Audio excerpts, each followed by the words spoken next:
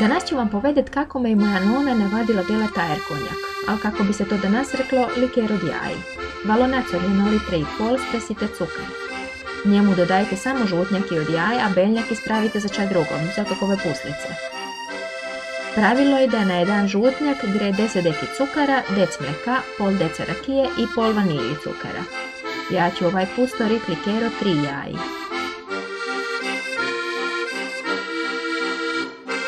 Cukar i žutnjaki dobro zmešajte dok ne dojde kremasto.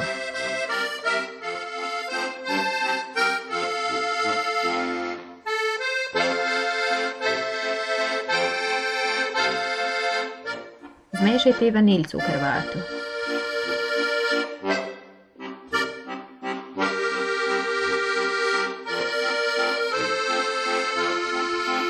Mleko zmlačite toliko da vam ni prstu vrelo kad provate teplinu. Dolejte jedno dek žutnjaki i cukar i dobro zmešajte da se žutnjaki navade na teplo, da se ne zgrudaju.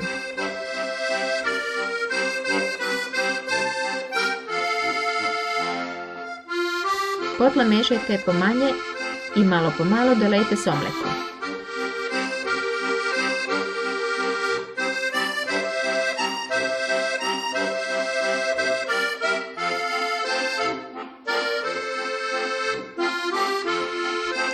Mana je nona navadila da će svaka ženska jaja najbolje zmešat med nogami. Ala, na kokošja jaja mislila. Lepo se posedite, namestite lonac med nogi, pomalo mešajte da se ne dela vela pena. Teplina od nogi i mljačnega mleka će boje cukar stopit i stvorit lepi kremasti liker. Zakantajte si čagod da si delate ritam, až će podurat jedno kvarature.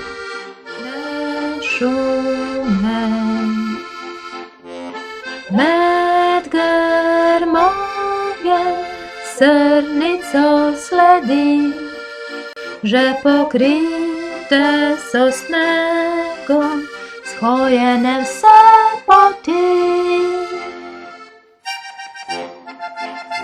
Kad se cukar stopil, dolejte rakiju i još par minuti mešajte.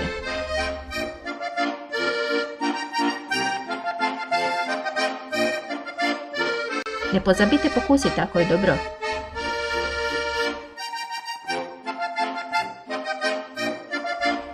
Pustite stat da pena ne stane pa preleteva neku lepu bocu.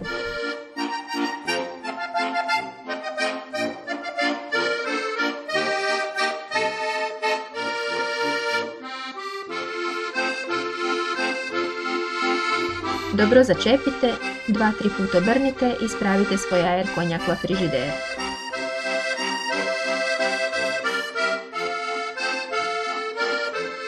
Sam meritala jedan žmujića, ne? A i kolačiću od njega storit.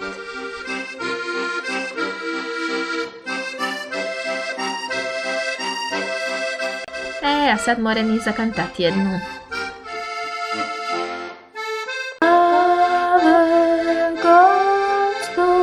Se zaspalo je, veje hrastov smrek, nič več ne šume. Med grmovjem srnico sledi, že pokryte so snegom, schojene vse